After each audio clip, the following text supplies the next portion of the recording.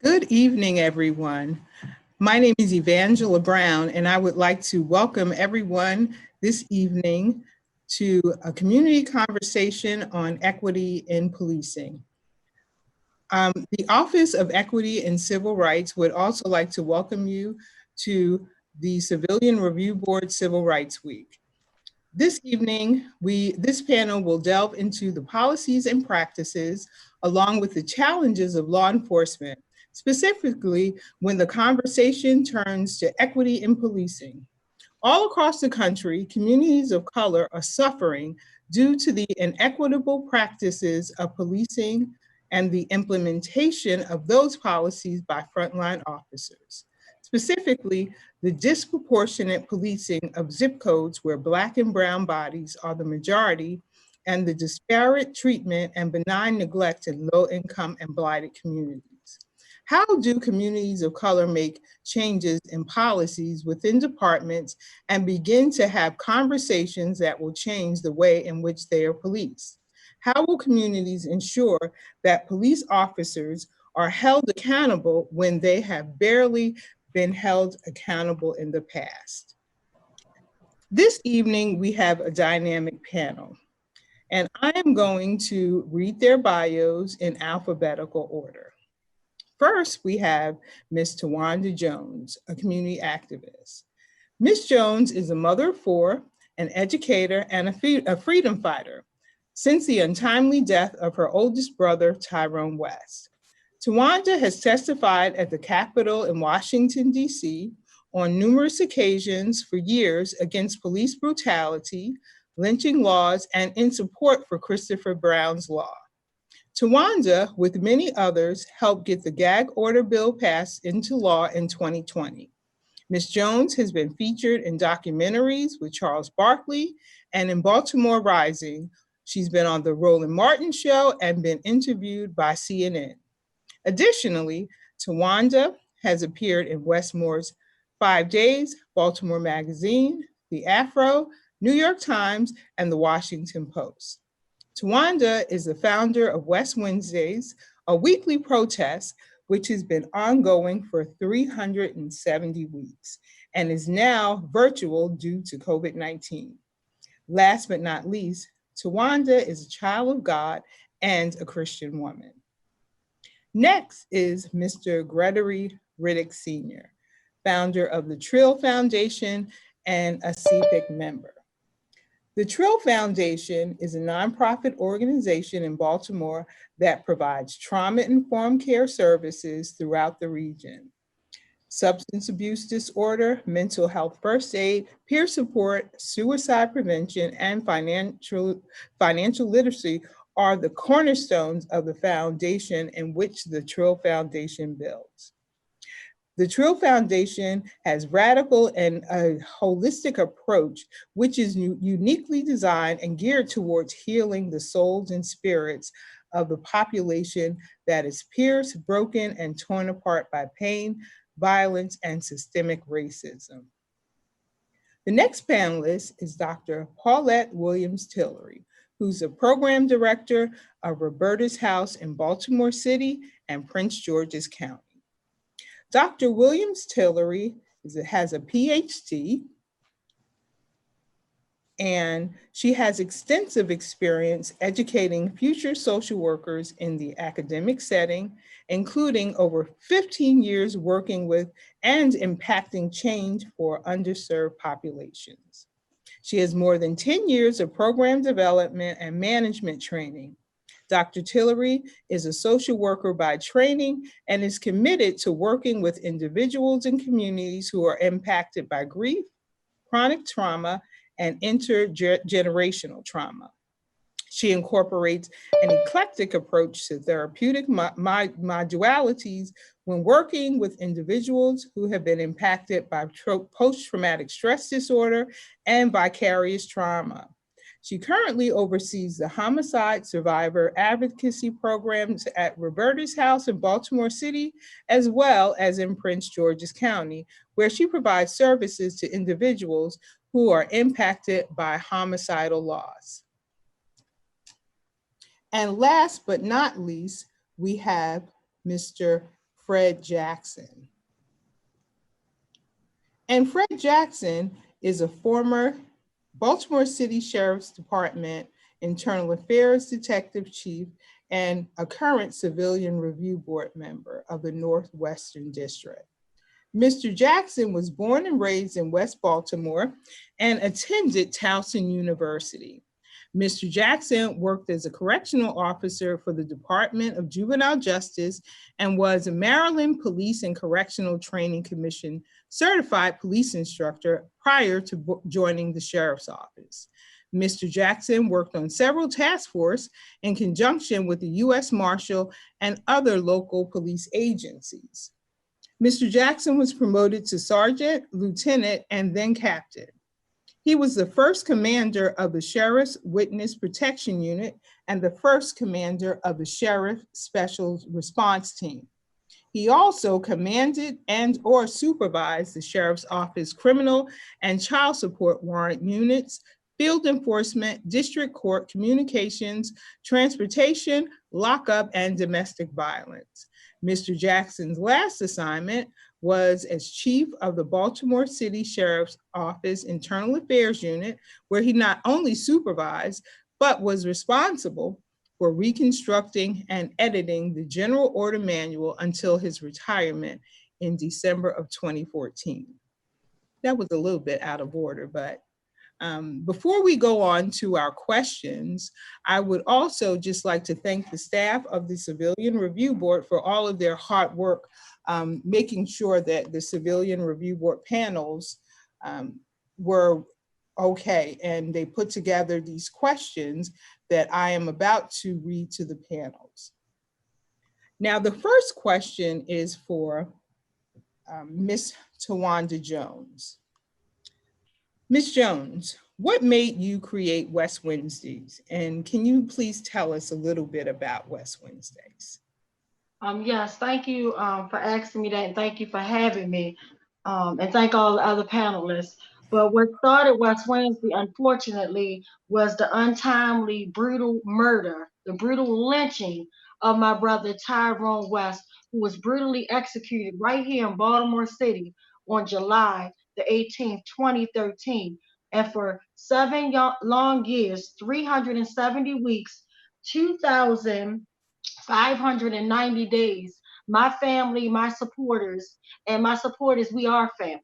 The West Coalition, we have been fighting nonstop for accountability, not just for my big brother Tyrone West, because we know that these are not isolated incidents by far. It's systemically happening, and it's happening all around the world. And the way my family was mistreated, we literally had to wait 154 days for our outgoing state's attorney, who, by the way, we got him out of office, Greg Bernstein, for disrespecting not only the West family, but Anthony Anderson family, all the families of police brutality. So that's how West Wednesday was started. Thank you, Ms. Jones.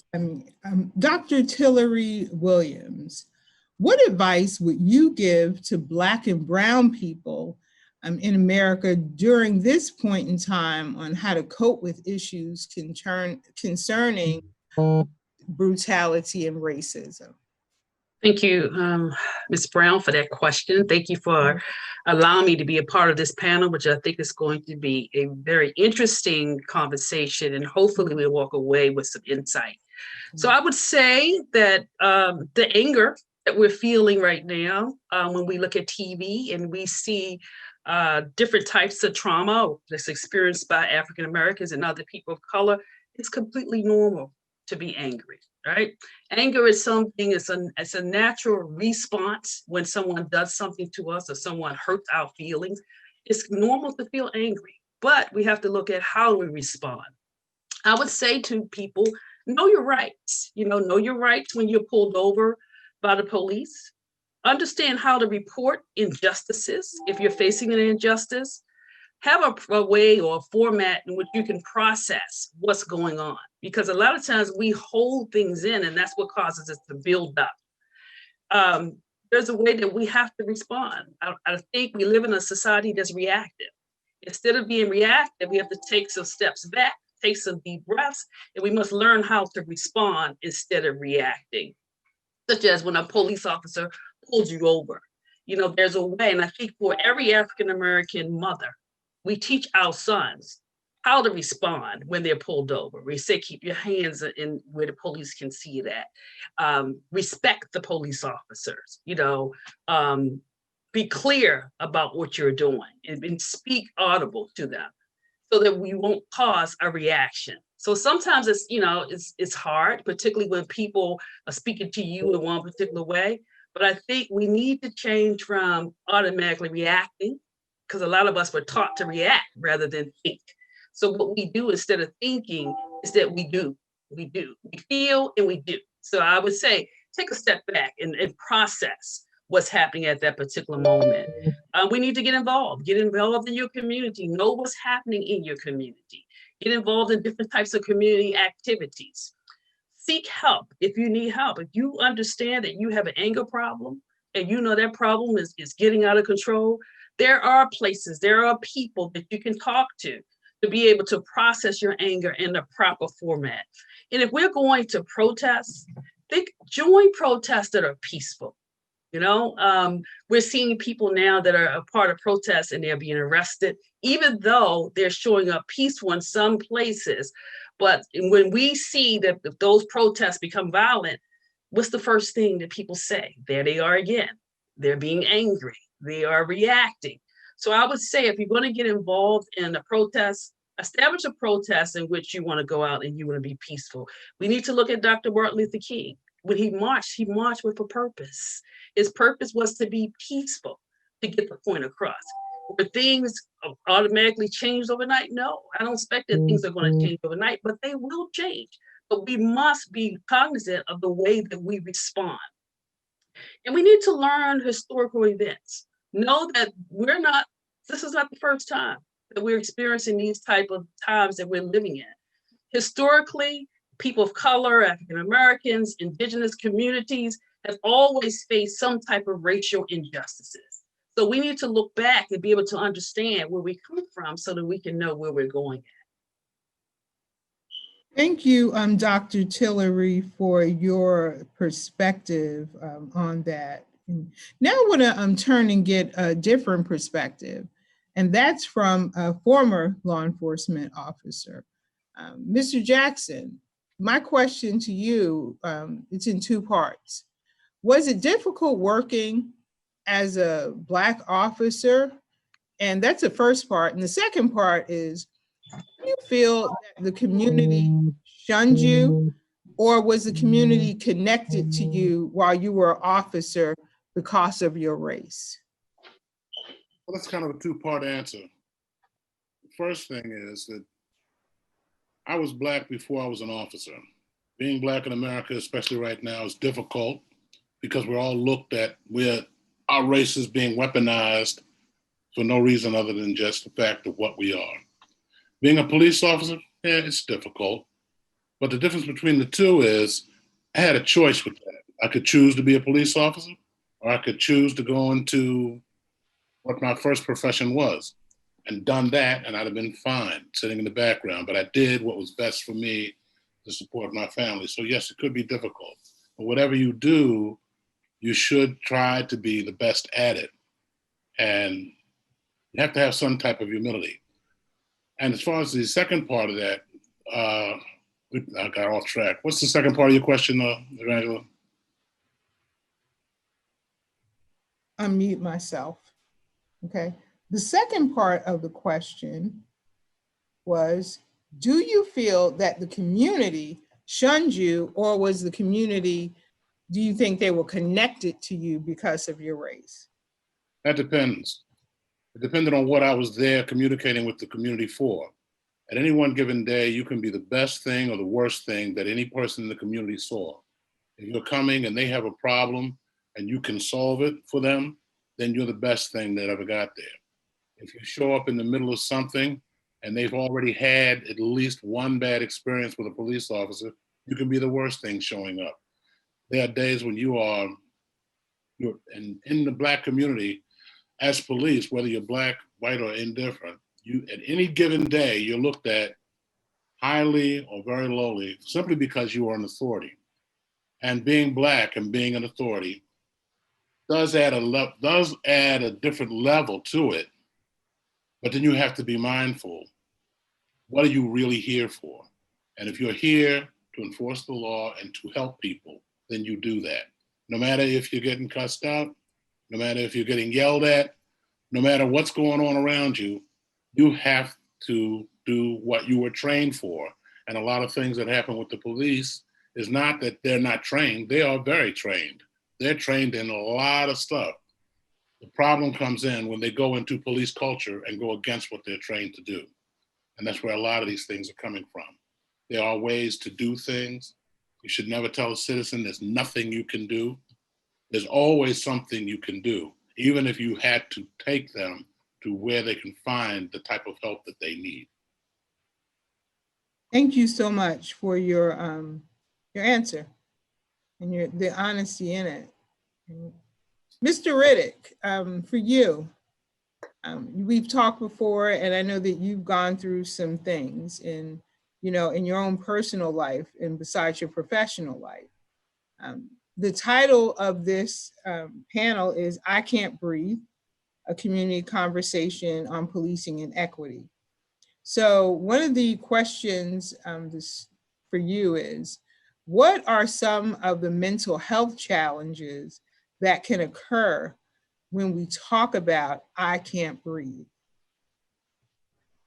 Well, thank you, Evangelist, for having me. It's a pleasure to be on the panel. And a lot of mental health challenges are being, as a Black man, and going through the things that I've been through in the community, and hearing I Can't Breathe, it speaks to the challenges of not being able to voice my opinion and without it being significantly heard. It's like we are going to have to we're going to have to seek and recognize, I think, a personal transformation, because the racism runs deep, it's systemic. And what it does is,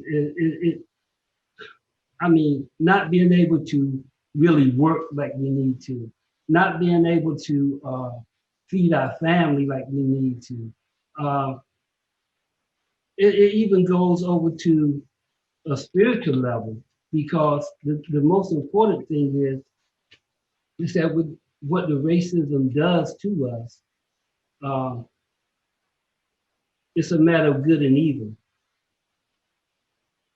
And if it wasn't for the spiritual connection that I have with the Creator, I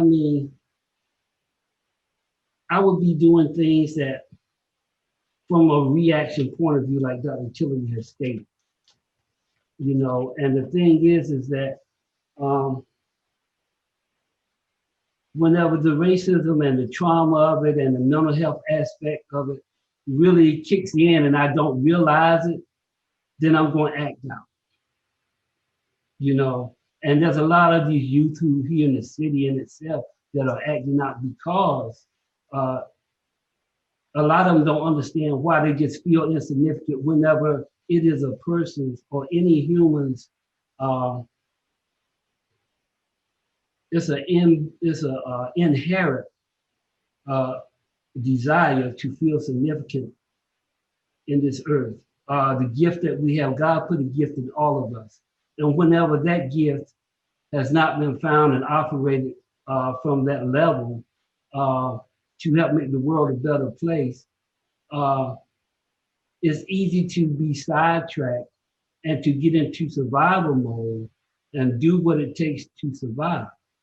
And once these individuals, or speaking for myself and my son, when you're working to eat, you have to do what you have to do to survive. And so the mental health aspect of it, it just really blows everything out of proportion, because you really don't want to hear anything anyone has to say unless they're willing to help you eat. to help you feed your family. So getting back to the services, the challenges that I Can't Breathe, I mean, it's like, where do I go? What do I do? What kind of help do I have?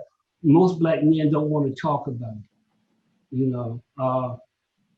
I don't want to, we want to put up a front or being strong whenever it's really eating us up. Our family, our best friends, our associates are dying, you know, and it's just like everything is overwhelming.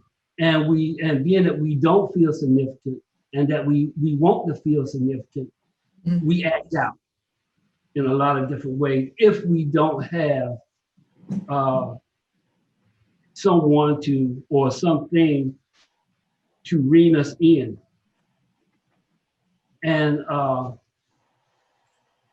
if our spiritual life is not, if we don't have that relationship with the Creator to help guide us and to give us that strength that we need, or if we don't operate from the level of that gift, we're going to react, and so many things will happen as we see, like within the Freddie Gray case, how, I mean, there was rioting, there was breaking, and I mean, it's all over the United States, you know. So in order for us to be able to, as a whole, to be able to overcome and to be significant, we have to help each other. We have to teach each other. We have to train each other. Even those who, on the other end of the spectrum, is causing the systemic racism. Because if we don't teach them, like a relationship, I've heard people say, it's not my responsibility to teach you how to, as far as to do the right thing. But when we're in relationships, we have to teach people to love us. And we have to be taught how to love that person whom we're willing to love, you know. So the thing is that if we don't, well, there are those who don't want to love. There are those who want to keep, when it comes to good and evil, to keep their foot on our necks, you know. So, and when they are there and don't listen to us and don't allow us to be who we are and to operate from our gifts, it's just like, I can't breathe mentally, physically, spiritually, or emotionally. And I just act out. Thank you so much, Mr. Riddick, for sharing that. This is really important to be heard. And I do come back to you, Ms. Jones, in a moment, and Mr. Jackson, but I feel like with what you said, I have to segue back to Dr. Tillery for a moment and then ask you what types of trauma apply to different situations when you deal with police brutality and racism. And Dr. Tillery, can you just tell us what types of trauma, explain them to the audience for me, just well, if you will.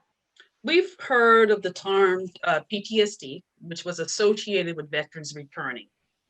Now that's no longer just associated with veterans.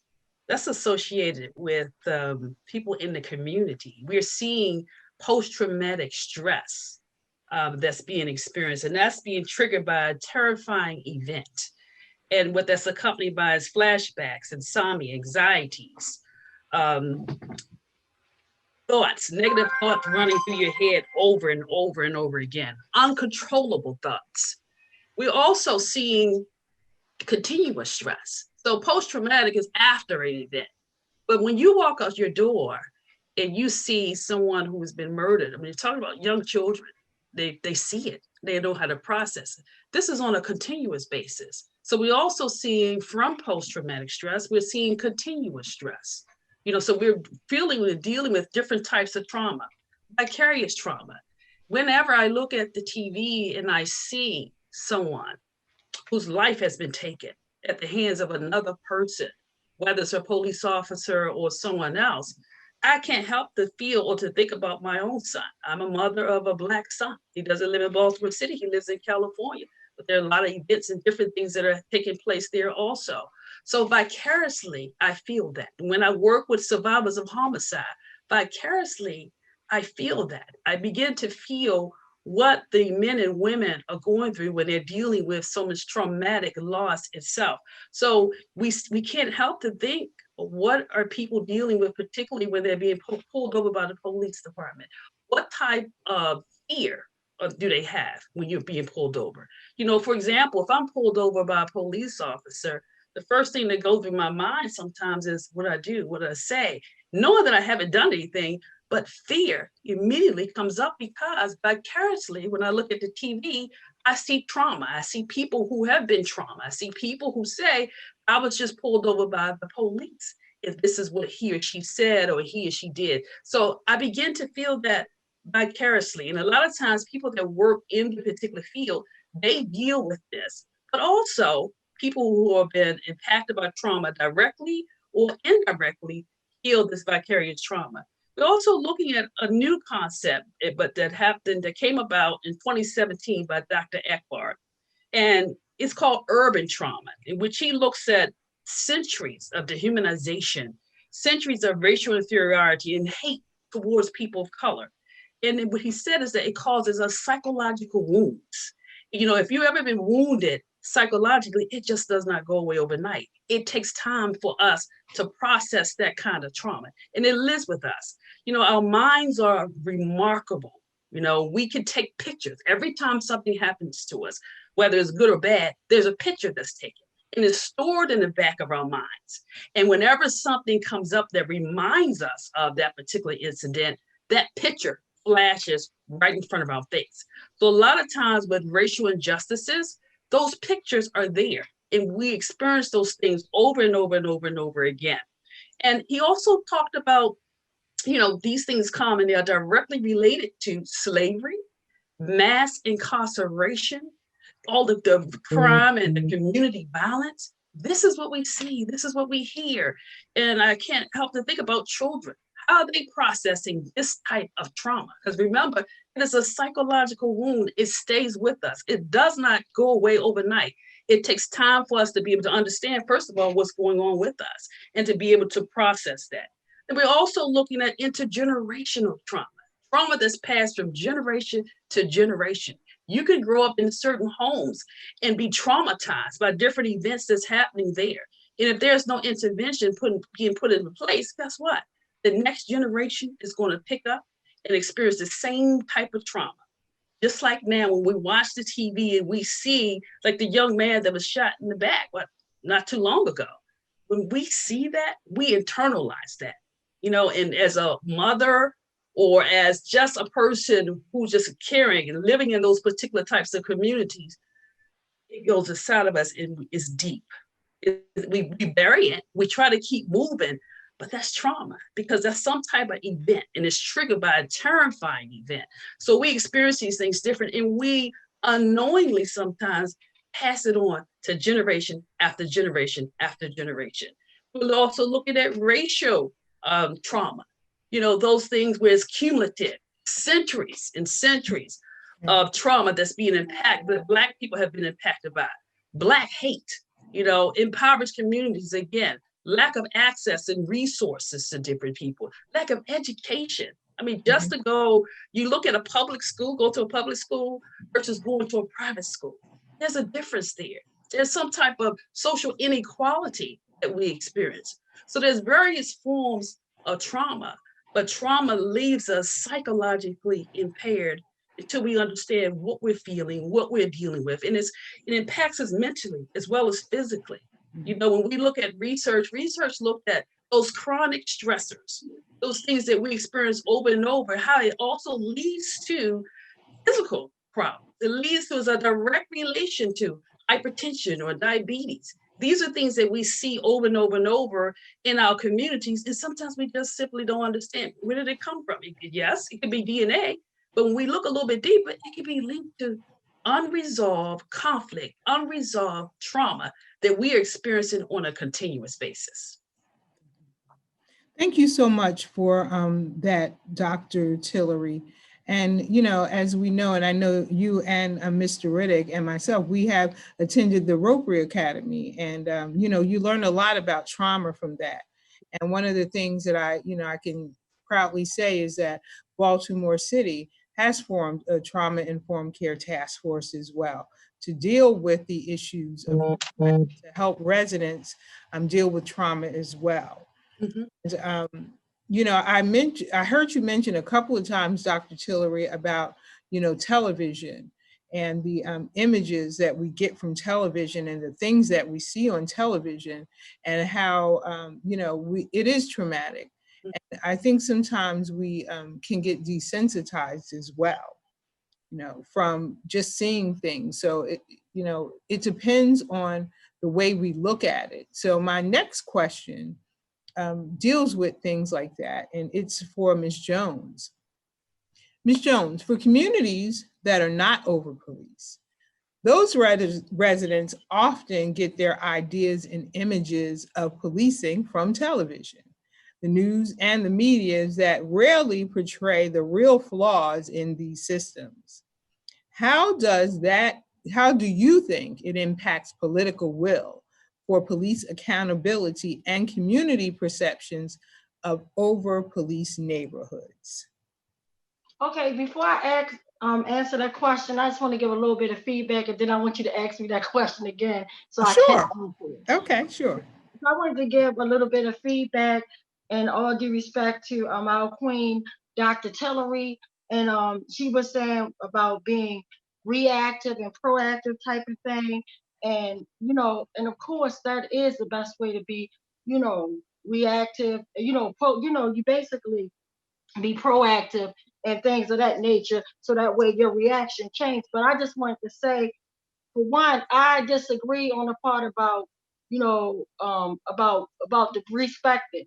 The officers need to be taught to respect us. They're killing us. They're killing us, and it's not right, and it needs to stop. And then I'm glad you guys talked about post-traumatic stress disorder. I want to talk about PTSD for us and living in a Black community that is basic, and this is worldwide. This is not something that's just in Baltimore, but police trauma stress disorder. We have to worry about every time, and just like the sister said, even when she's pulled up, she's like, "Oh my God, I didn't do anything wrong." It should not be equivalent to Russian roulette when we're pulled over at the officer's discretion, rather he or she's having a bad day and they want to unleash. And as we see all the world of all this police brutality, down to Jacob, Mr. Jacob, that was just shot in the back 7 times in Wisconsin, shot in the back. He was breaking up a fight and then just walked into his car, shot in the back. But literally today, you had a vigilante come and shoot, a teenager come and shoot, a maniac come and shoot peaceful protesters, walk slam past the police. They didn't do anything. And then they go later and arrest them. Are you freaking kidding me? So let's talk about that respect. It's no respect for us. And I don't like the way the system tries to play us like police brutalities over here, racism, all this stuff is together, and it's equivalent to the highway of hell, regardless of what street you go down, whether it's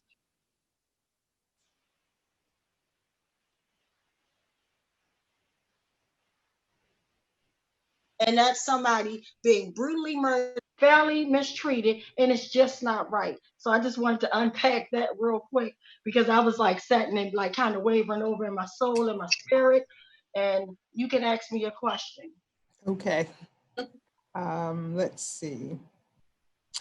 The question was, for communities that are not over-policed, residents often get their ideas and images of policing from television, news, and media that rarely portray the real flaws in these systems.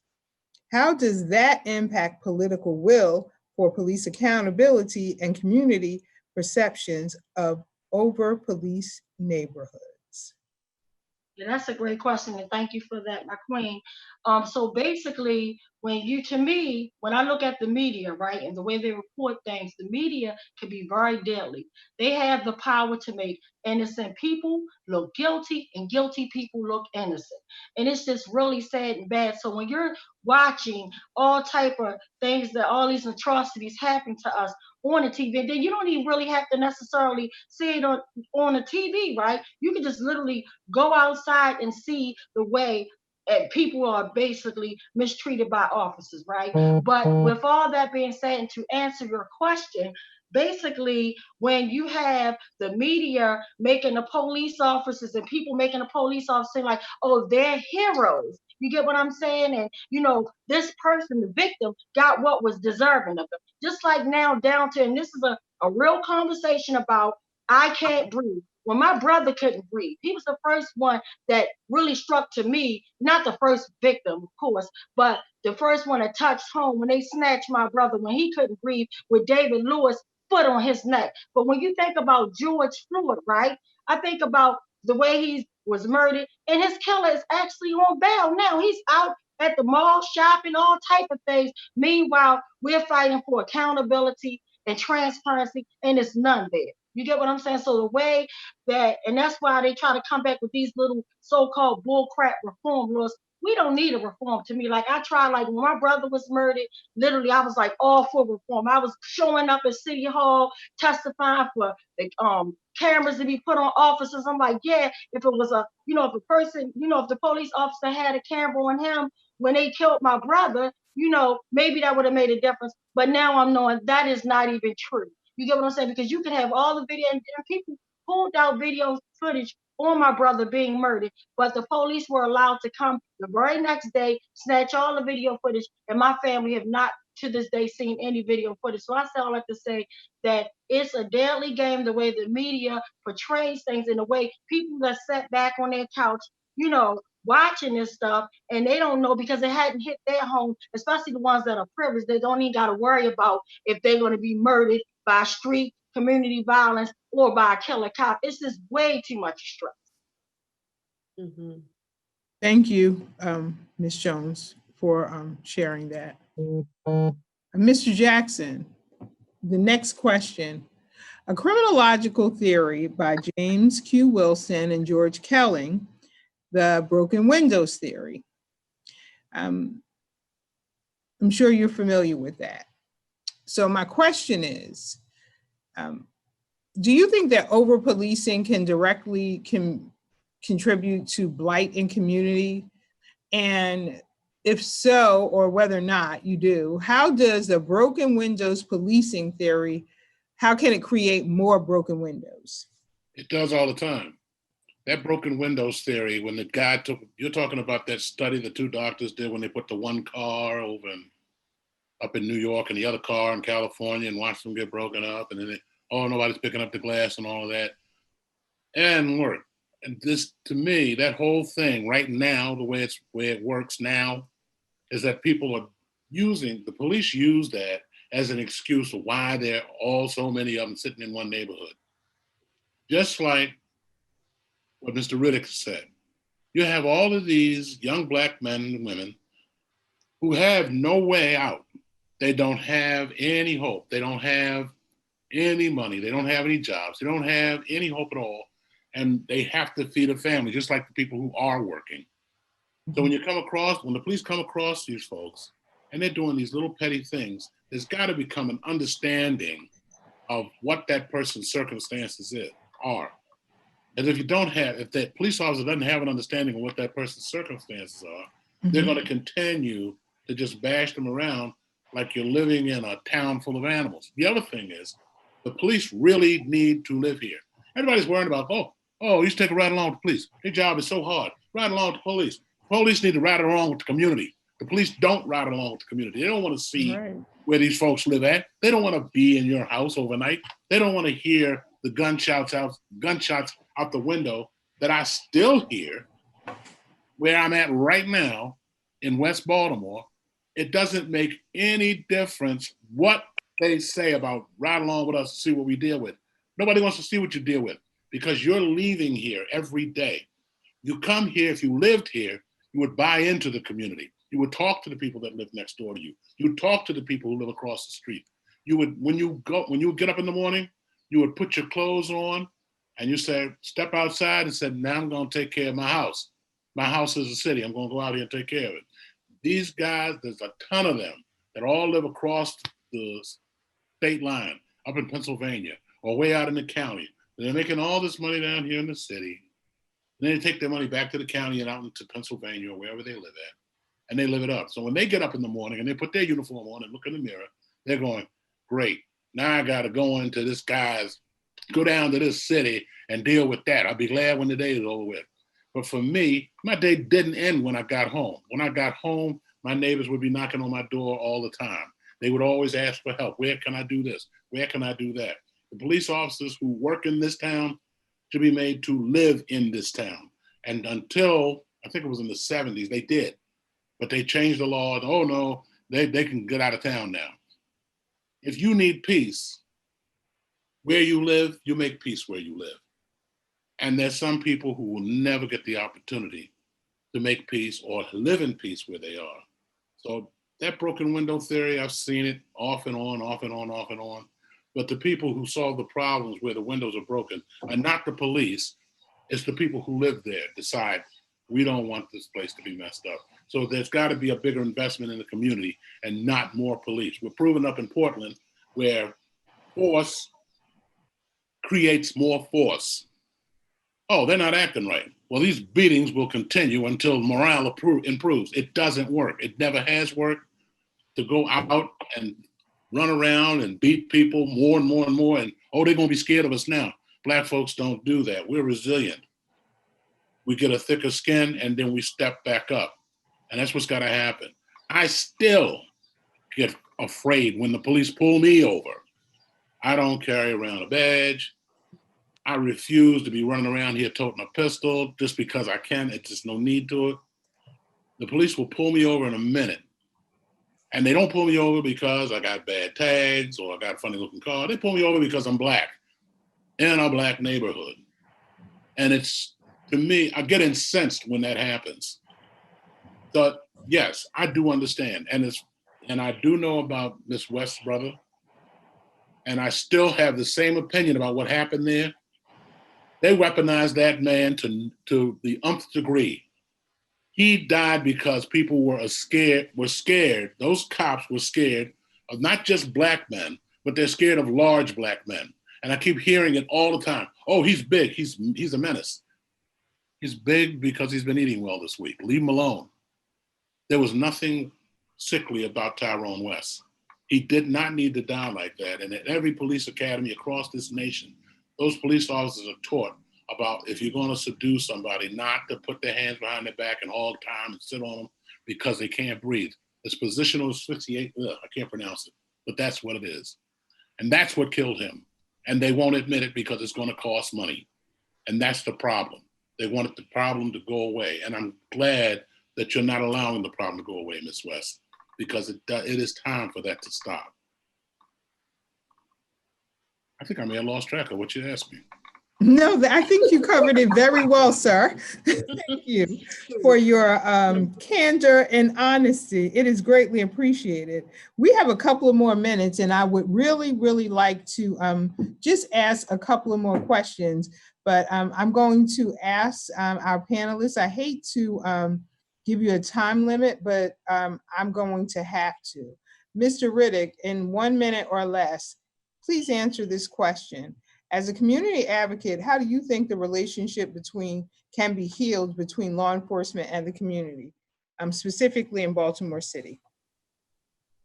Well, as it's been stated, transparency and accountability for one, because the police, like Mr. Jackson said, they do what they do, then they go back home. They're not invested in the community, you know. And it's like Miss what's your name?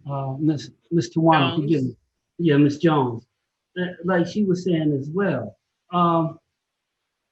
This transparency and accountability, they have to invest in our community, you know, financially, it takes that type of change. Now we're working on, I'm on a consent decree, and we're working on retraining the police, but it's about a mentality and it's about a culture. This been happening for over 400 years.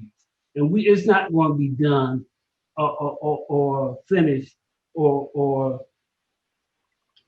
taken. It's not going to be, it's going to take more than 3 months to get this done. You know, we all going to have to want to sit down and have this conversation and want this change. And for those who don't want the change, it's just like everyone has to pick a side, whether it's good or whether it's evil, and go to work. That's the bottom line. That's what I see. And the truth behind that is that either we're going to love one another and respect one another, or we're going to hate one another and destroy one another. Thank you, Mr. Riddick. I appreciate your response. Really, Dr. Tillery, I have a question for you from an audience member. The question is, they said it's interesting that Dr. Tillery is telling people to protest the same way we have been for decades, and you reference Martin Luther King. If those strategies work so well, then why do we still have the same problems that we do? It's more of a comment question. Okay, well, let me go back. Let me start here with Ms. Jones first, when she said that respect. I would say respect, you're right, respect is mutual. So when I say respect, I can only talk about respect on my side and what I say to my child to get him to live the next day. So yes, I think that's a given that we know that respect is mutually. You know, we do have police officers that are disrespectful, and we can't control that, but I can control me and how I respond to another individual. So we need to look at those things that we have some control over and those things that we don't have control over. And when I respond back to what the person is saying, in marching peacefully, there were changes that were made, you know, when we marched peacefully, you know, so we're still dealing with issues. This is not something, as I said earlier, that's going to go away. We still have to fight for our freedom. We're still in the midst of the situation that's going on a daily basis. So it's not going to go away. So unfortunately, people of color have to always fight for their space. We always have to fight to be right. But there's a way that we can do that fighting by getting involved. One of the things I do and I look at, and I think it's important that we understand and work with police officers in training them. I work with the CPIC committee. I'm a part of the training process. I do think there's a lot that needs to happen on the side of the police officers. I do think there needs to be more training. Conversations like this brings awareness to those particular issues. And it lets people know, not just the community, but police officers know also that there need to be trained, you know. So if we have a lot of situations where people are put into situations, they're just not ready for it. And you know, they come to work maybe with attitudes. We all may have come to work with an attitude before, but we have to understand how we need to check ourselves and how we need to understand what's happening in the community. So there were strategies that worked back then, and there are strategies that can still work today. So I am not a person that's going to be a condolence of violence, that we need to go out and protest and tear up different things in our community. No, what does that solve? We need to look at what can we do to change policy. This is what this is about. What can we do to look at the police department and change and retrain the people that are working there? And I think somebody said police officers living in the community. Yes, that will give them a different perspective on what the African-American community is dealing with and what they're going through. And I see people every day that are dealing with homicide survivors. I hear the pain in them every day. And so I am able to empathize with those individuals and help those people hopefully get through this grief process. We never get over it, but we will get through it. You know, so there's things that we can do to actually be able to help other individuals. And I do think that we need, when we say reform, Reform means training people to better be able to serve in these positions so they understand the communities that they have to go in.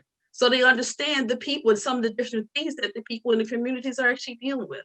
So I'm talking about accountability. I'm that man in the mirror. I'm looking at myself first.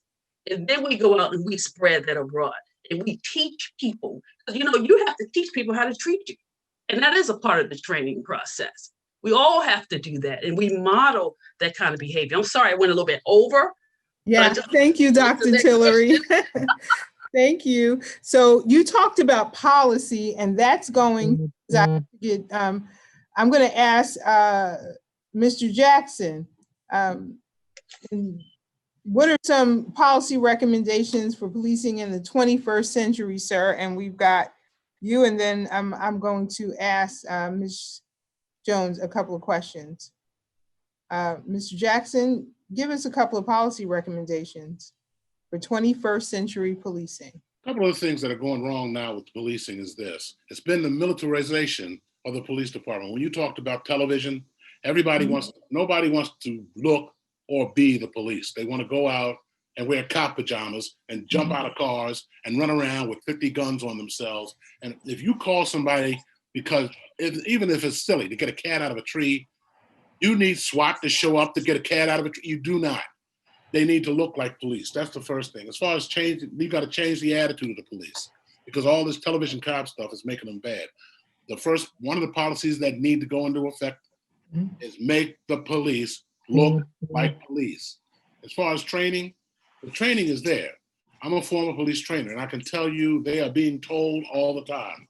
One of the things I used to tell them is, when you run upon somebody at a call, you may be the first police officer that this human being has ever seen. What you do is going to mold his or her attitude for the rest of their lives. If you show up and you're a clown, they're going to think all police are clowns. If you show up and you're professional, then they're going to think police are professional. It may work, it may not work, depending on what's happened within their family. But you got to give it the best shot to do that. And stop police from dressing up like they're getting ready to blow up a house. That at all places, that's what they're doing. And they feel like they got to live up to the uniform they're wearing. They don't have to wear that. They need to wear the uniform of the day, which is a police uniform, and perform like a police officer. Most of them don't even have a notepad to write your name down. They need to have that. They need to act right. And all the training in the world will not help somebody that's caught up in police culture. Police culture is like, we just gonna do what we do, and we ain't worried about what they said in the academy. That's not the way life goes. I absolutely hate to hear that. I hate to see it, I hate to hear it, and they need to stop. And just like I said, the police need to ride along with us. We don't need to ride along with them. We know what they're doing, because we're dying in droves. They need to come and stay with us.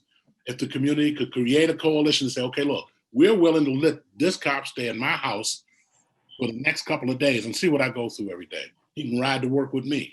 He can come home with me. He can watch my children standing around crying because there ain't no food in the refrigerator. They can stand here and go through all of that with me. But you have to treat people and not like a work product, because it's not that. Thank you so much, sir. And I have a final question for Ms. Jones. Since the deaths of George Floyd and others, can you quickly share some of the events you've been participating in, and just briefly tell us what's going on with you in the future for civil rights?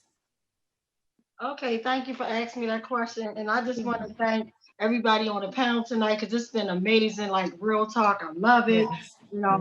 Just real quick to my queen sister, like with the respect piece, I definitely and I think it hurted me more because my brother was real respectful when he pulled over and said, "Good evening, officers. Why are you pulling me over?" And they said, "This is what we do to you N-words." And the beating began with Ruiz, who is now promoted to sergeant, that's still a violent repeat offender that's working in my community, right? And Chapman, they're the first two in the unmarked car that started killing my brother. But could you repeat the question really fast? Sure. I said, since the death of George Floyd and others, what are some of the events you've been participating in? And what's going on with Tawanda Jones for the future in regard to civil rights? Oh, so what's been going on? Glad you asked.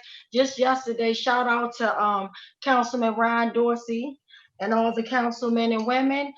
We were working on renaming a statue, the Columbus statue, right here in our city. And it went through the first chamber and whatnot. But we're trying to have that memorial renamed after the victims of police brutality, which is well needed, well deserved. So that was one. That was yesterday. And then also at the beginning of this year, beginning of all this foolishness, the pandemic and everything else, the West Coalition, shout out to the West Coalition, shout out to ACLU, Runners for Justice, Jews for Justice, Not Without Black Women, and Councilwoman Shannon Sneed, and Council President Brandon Scott for basically sponsoring and pushing our gag order bill, which allows, now it's law, and it allows people to actually talk about their case without being in jeopardy of taking the money back. So we've been working on a whole lot. And as far as, in the future, I'm just going to keep doing what I'm doing until my coffin drops. I'm never going to stop fighting for police accountability. And right now, I'm on my way tomorrow. I'm actually on my way to DC to go to, and I heard my sister Queen mention about Dr. King, and we're doing the big march. And we're right now, we're demanding that they open every case. We don't know about Al Sharpton's agenda, right? Because we don't care about, to me, the Al Sharptons of the world, they are the problems. We're here to solve the problem, and that's accountability, because every case matters. And just real fast, keep in mind Jarrell Gray, who we've been fighting for accountability, Daryl Graham, Anthony Anderson, Jamal Taylor, Kevin Cooper, Johnson, Corinne Gaines, Gary Gray Hopkins, Indian Kager, Corey Bell, the list goes on for accountability. Thank you very much, Ms. Jones. I think somehow you froze up from us. There she is. Thank you so much. And last but not least, Dr. Tillery, please give us like 2 takeaways to assist in restoring mental health, and we're done. I would say just understanding your triggers. We all know that we have specific triggers. I would say reach out, when you need help, when you need to talk to someone. There's individual therapy. There's also group therapy formats. So we need to be cognizant in that. A lot of things, times we hold things within. It is time to start processing. It's time to start talking about those things that we don't have control over. I appreciate each and every one of you for your time and the conversation. You brought so many different perspectives, and it was much needed. Thank you all very much on behalf of the Office of Equity and Civil Rights Civilian Review Board. Peace to you all. Have a good night. Thank you. Free Keith Davis Jr. Thank you. Free Keith Davis Jr. Free Keith.